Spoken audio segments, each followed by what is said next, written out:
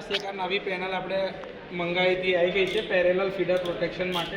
આ parallel feeder protection જે આપણે પ્રેક્ટિકલ જોઈએ છે તો એની અંદરમાં આપણી પાસે અહીંયા કરજો તમે જોતા હોય તો તમારા બે અલગ અલગ સેક્શન છે, બે ફીડર છે, આ ઉપર અને એક આ નીચે. એની અંદર આપણે જ્યારે જોતા હતા તો આપણે 4 રિલે લગાડેલી છે, 1 2 3 અને 4. આ રિલે નંબર 1 અને રિલે નંબર 2 આ બે જે છે આપણી નોન ડાયરેક્શનલ રિલે છે અને 3 અને 4 એ બંનેની ડાયરેક્શનલ રિલે છે.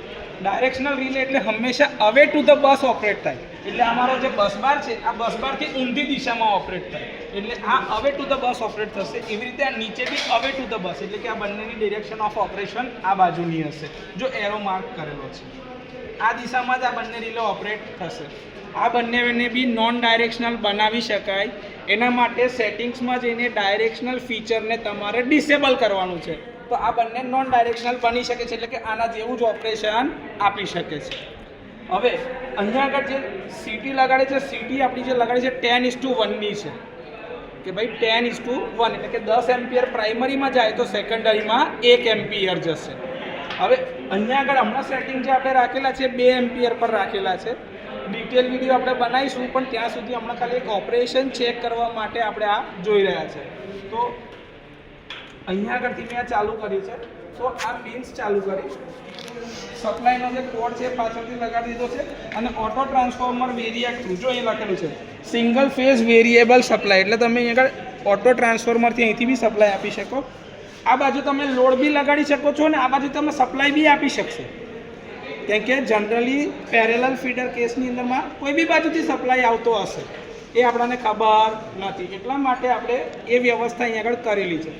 તો હમણાં આપણે જે કરી રહ્યા છીએ એમાં અર્થ ફોલ્ટ કરી રહ્યા છે. જો આ અર્થ ફોલ્ટમાં લગાડેલું છે અને અહીંયા આગળથી આ તમારો ન્યુટ્રલ કોમન છે. તો અત્યારે હું જે છે એ ફેઝ ઓવર કરંટમાં નહીં, અર્થ ફોલ્ટમાં આને ઓપરેટ કરાવી રહ્યો છું. હવે અહીંયા આગળથી જે આ સેક્શન જે છે, તો આ એક સેક્શન છે, આ બીજું એક સેક્શન છે, આ એક અલગ સેક્શન છે ને આ એક અલગ સેક્શન છે. તો જો અહીંયા રિલેના નંબર આપે તો રિલે 1, રિલે 2, રિલે 3, રિલે 4. પાછું એકવાર કહી દે, રિલે 1 અને રિલે 2 કઈ ટાઈપની રિલે છે? Non directional. અને રિલે 3 અને રિલે 4 કયા પ્રકારની છે? ડાયરેક્શનલ રિલે છે. સેક્શન ચાલુ કરવા માટે તમારે અહીંયાથી આ ઓન કરશો ને એટલે એનું બ્રેકર ચાલુ થઈ જશે. જો આ એનું સર્કિટ બ્રેકર ઓન થયું, એટલે તમે હવે જે બી કરંટ આપશો ને આ સેક્શનથી અહીંયા આગળ આ રિલે સુધી જશે. એવું અહીંયા આગળથી નીચે આને ઓન કરીશ ને તો આ બ્રેકરથી અહીંયા આગળ લગીને સપ્લાય અહીં સુધી આવી ગયો. મારે આખા સેક્શનમાં જવા દેવું હોય તો મારે બ્રેકર ત્રીજું અને બ્રેકર ચોથું બી ઓન કરવું પડશે. હવે અહીંયા આગળ બધે રિલેનો ઓપરેશન ટાઈમ સેટ કરે છે, કે આનો રિલેનો ઓપરેટિંગ ટાઈમ 5 સેકન્ડ, આનો 5 સેકન્ડ, અહીંયા 3 સેકન્ડમાં, અહીંયા આગળ બી 3 સેકન્ડમાં સેટ કરી રાખેલા છે. તો આ બંને 5-5 સેકન્ડ અને આ બંને 3-3 સેકન્ડમાં સેટ કરી રાખેલા છે. હવે હમણાં હું ધારો કે પહેલા સેક્શનની અંદરમાં ફોલ્ટ કરાવી રહ્યો છું, તો આ સ્વિચ જે નીચે હતી ને આને ઓન કરશો ને તો એ ઓન થશે ફોલ્ટ, એટલે મારો પહેલા સેક્શનમાં ફોલ્ટ થયો, અર્થ ફોલ્ટ. 2 એમ્પિયર પર આપણે સેટિંગ રાખેલું છે. તમને આગળ કરંટની કિંમત દેખાતી જશે જેમ જેમ હું વધારતો જઈશ એમ. જો અહીંયા આગળ કરંટ જેટલો થશે ને એટલો કરંટ અહીંયા ઉપર બી વધતો જાય છે, તો દેખાય છે અહીંયા આગળ તરત ડિસ્પ્લે પર આવવા લાગશે. રિલેની અંદર ફેવરેટ મીટર તરીકે કરંટ મીટર સેટ કરી રાખેલું છે, એટલે કરંટની કિંમત જેમ જેમ બદલાતી જશે એમ દેખાતી જશે. વોલ્ટેજ પર બી ધ્યાન રાખતું જવાનું. જો અહીંયા લોડ બેંક ઉપર બી લોડ ગ્લો થવા લાગે, એટલે કે વોલ્ટેજ જે મળતા હતા તો લોડના અંદર કરંટ બી ફ્લો થઈ રહ્યો છે. અમે ધીરે ધીરે કરંટ આપણે વધારતા જઈ રહ્યા છે. જે 1.47 એમ્પિયર છે બે બાજુ ડિવાઈડ થઈ રહ્યો છે, જો દેખાય છે 1 એમ્પિયર ને 0.48 બે બાજુ ડિવાઈડ થઈ રહ્યો છે. આપણે કરંટ સેટિંગ 2 એમ્પિયરની આજુબાજુ રાખેલું છે. લોડ બેંક આપણે 10 એમ્પિયર સુધી કરંટ લઈ શકશે, એટલે એ ચિંતા કરવા જેવું જ નથી કશું. જો હજી આ 1.5 નીચે 0.75 દેખાય છે. હવે તમને એવું થશે કે આ બાજુના સેક્શનમાં કરંટ વધારે છે, અહીંયા સેક્શનમાં કરંટ ઓછો છે. કેમ કે અહીંથી કરંટને આટલો જ પાથ લેવાનો છે, જ્યારે એ નીચેથી આટલો આખો પાથ લેવાનો છે, એટલે એનો ઇમ્પિડન્સ વધી જશે. હવે ઇમ્પિડન્સ વધારે તો કરંટ ઓછો થશે. જો તમે જોતા જજો કરંટ, જો આને સેન્સ કરી લીધું 2 એમ્પિયર, એટલે તરત આ બ્રેકર ઓપરેટ કરાવડાવશે. 5 સેકન્ડ પર જતું રહ્યું. હવે આ રિલે તરત ફોલ્ટ સેન્સ કરી એટલે 3 સેકન્ડમાં આ જતું રહ્યું. તો મારું પહેલું ફીડર જે હતું ને આ ઉપરથી હટી ગયું, નીચેવાળું ફીડર ચાલુ છે એટલે લોડ મારો ફીડ થઈ રહ્યો છે હજી બી, પણ ઉપરનું સેક્શન હટી ગયું. આ એટલા માટે આ રિલે ઓપરેટ થઈ કારણ કે સિલેક્ટિવિટી સાચવવાની છે. જો બંને કેસમાં પહેલાં શું હતું કે પહેલાં આ લાઈન જતી રહેતી હતી અને એના બેકઅપમાં આ લાઈન જતી રહેતી હતી, તો એ બંને લાઈન જતી રહે તો બંને બાજુથી તમારા જે લોડ હતા એ ફીડ ના થઈ શકે. એટલા માટે રિલાયબિલિટી વધારવા માટે આપણે શું કર્યું, સિલેક્ટિવિટી આપી દીધી કે ભાઈ આ નોન ડાયરેક્શનલ અને આ રિલે ડાયરેક્શનલ. ક્લિયર? આમાં કોઈ ડાઉટ? ચાલો હવે ફોલ્ટ રીસેટ કરવાના છે. તો પહેલાં ફોલ્ટ જોવાનો. ફોલ્ટ જોયો, જોઈ લીધું, બહાર નીકળી જાવ એટલે રીસેટ થઈ જશે. જ્યાં લગીને આ મેઇન સ્ક્રીન ના હોય ત્યાં લગીને આ બટન દબાવવાનું છે રીસેટ વાળું. જો આ રીસેટ, ઓકે, જોઈ લીધું રીસેટ.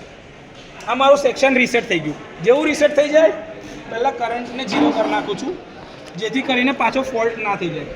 ટાઈમર રીસેટ કરી દો, ઓન. હવે ફોલ્ટ મારી નીચેના સેક્શનમાં કરો તો અહીંયા આગળ ઓફ કરું, નીચેના સેક્શનમાં ઓન કરું છું એટલે હવે મારો ફોલ્ટ એ નીચેના સેક્શનમાં જશે. આ ટાઈમરને બી શું કરી નાખું છું, રીસેટ. તો હવે મારા બધા ટાઈમર રીસેટ ને મારા બધા બ્રેકર ઓન, એટલે કે મારો કરંટ હવે લોડમાં જઈ રહ્યો છે. હવે જો ને નીચે કરંટ વધારે વધશે, ઉપર ઓછો વધશે, કેમ કે ઇમ્પિડન્સ વાળો પેલો સાદો લોજિક પાછું. જો દેખાય છે, આ તમારો કરંટ ધીરે ધીરે વધી રહ્યો છે. અહીંયા આગળ આવશે બી ખરા ફેવરેટ મીટરમાં હમણાં કરંટની કિંમત. જો દેખાય 1.50, 1.60, 1.69, 75.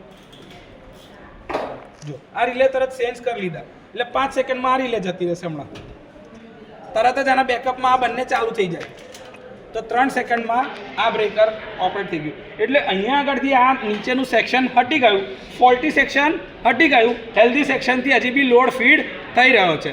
તો પેરેલલ ફીડરની મેઇન જરૂરિયાત એ જ હતી કે તમારે રિલાયબિલિટી ઇમ્પ્રૂવ કરવી હતી. તો આ રીતે તમે જોઈ શકો કે ભાઈ રિલાયબિલિટી તમારી ઇમ્પ્રૂવ થાય છે. ક્લિયર? ઓકે. પાછું આને કરંટ 0 કરી દઉં છું અહીંયા આગળથી આ સેક્શનમાં. વોલ્ટેજ મારા 0 છે, અહીંયા આગળ મીટર પર 0 આવી ગયા વોલ્ટેજ. ઓકે, ઓફ કરું છું. હવે અહીંયા આગળથી ફોલ્ટને પાછું જોવાનું. રીસેટ થઈ ગયું, રીસેટ. એવી રીતે અહીંથી આને બી રીસેટ કરી દઉં. આ મારું રીસેટ થઈ ગયું. ઓફ, રીસેટ અને અહીંથી આને બી રીસેટ કરી દઉં છું. અને આ જે મારા બ્રેકર ઓપરેટ થયેલા તે ઓપરેટ થયેલા ઓન કરી દઉં છું. તો આ મારી સ્ટાન્ડર્ડ બેસિક કન્ડિશન પર આવી ગઈ. હવે હું શું કરાવડાવું છું તો કે ભાઈ મારે અર્થ ફોલ્ટ કરવો છે એની જગ્યાએ ઓવર કરંટમાં, એટલે ફેઝ ફોલ્ટ આ ક્રિએટ કર્યો. ન્યુટ્રલ કોમન છે એટલે ન્યુટ્રલની કોઈ વાંધો આવશે નહીં. તો આ તમે કનેક્શન કર્યું, પાછું 2 એમ્પિયર પર જ ઓપરેટ થવાનું છે. જો આ ઓન, આ ઓન. પહેલા સેક્શનમાં ફોલ્ટ કરવો છે તો આ પહેલા સેક્શનમાં ફોલ્ટ ક્રિએટ કરીએ આપણે. જો કરંટ વધી રહ્યો છે. હવે ફેઝ ફોલ્ટ છે એટલે બે બાજુની સાઈડ પર જોજો કરંટ વધતા જાય છે.